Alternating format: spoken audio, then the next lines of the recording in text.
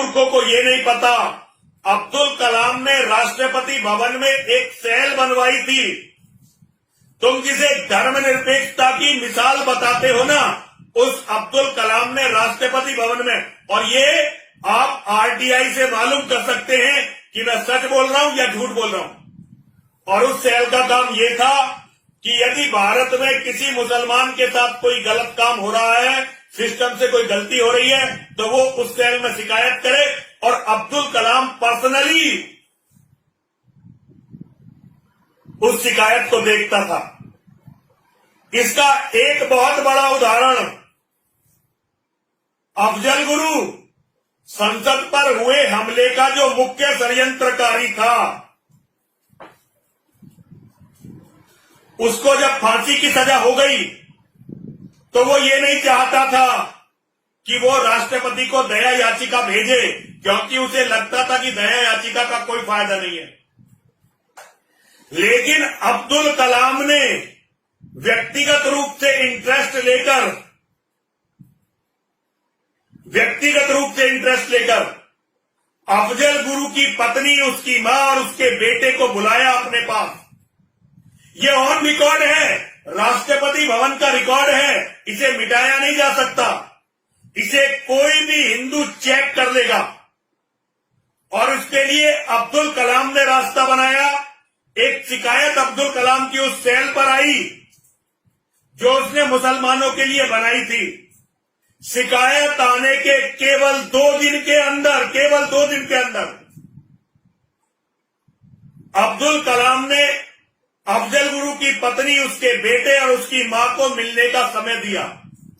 जो लोग भारत के राजनीति के सिस्टम को जानते हैं, जो भारत के गवर्नर और प्रेसिडेंट, राष्ट्रपति और राज्यपाल के प्रोटोकॉल को जानते हैं, वो ये जानते हैं कि 2 दिन में राष्ट्रपति से मिलना किसी भी तरह से संभव नहीं होता।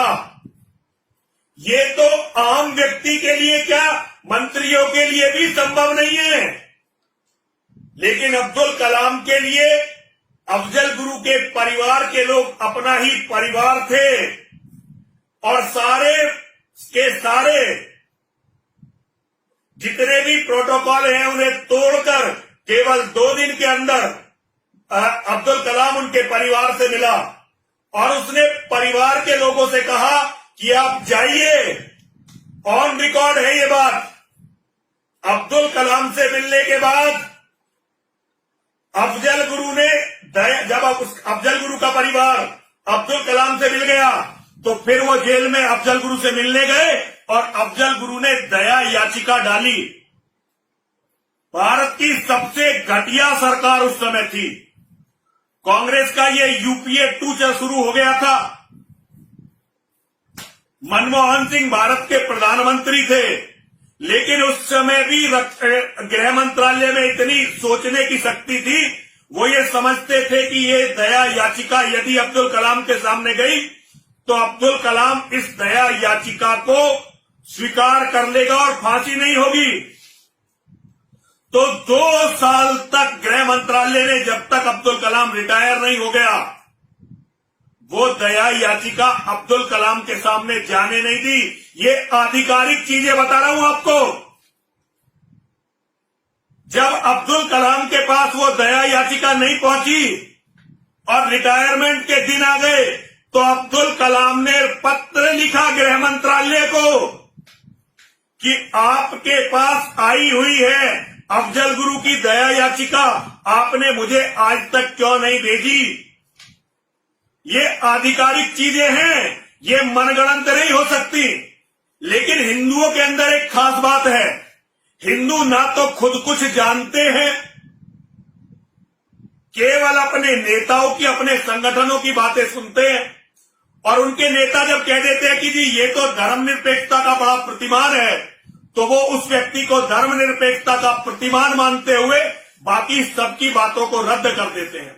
इसे कहते हैं अज्ञान का अहंकार। व्यक्ति के अंदर ज्ञान का अहंकार होता है, ये तो बड़ा एक प्रकृति का नियम है। ज्ञान है तो उसका अहंकार होगा।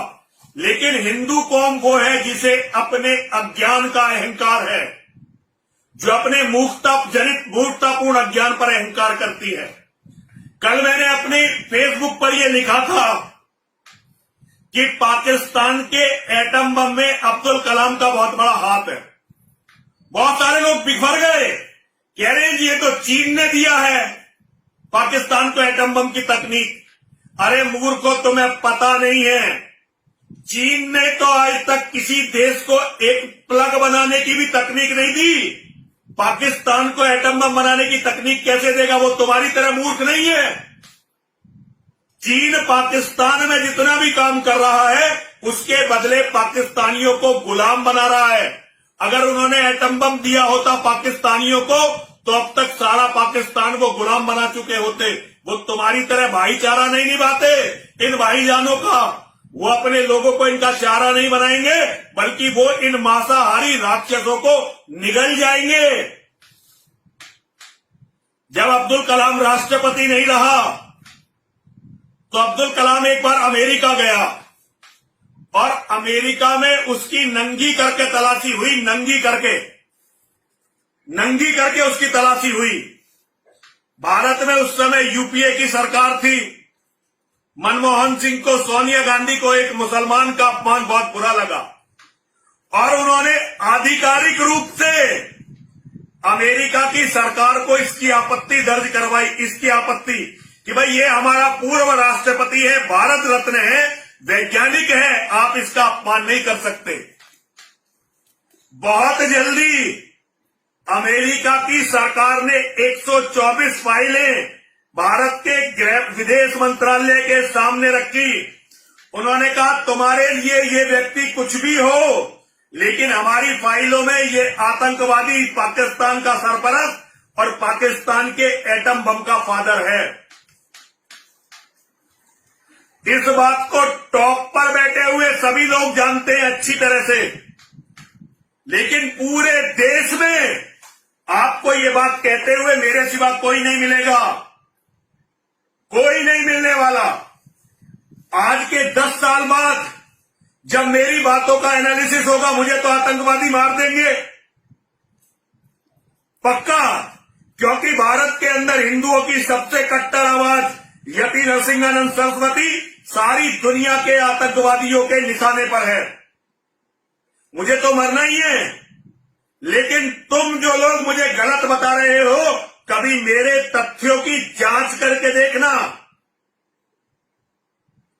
मेरे तथ्यों की जब जांच करके देखोगे तो सब कुछ फट जाएगा।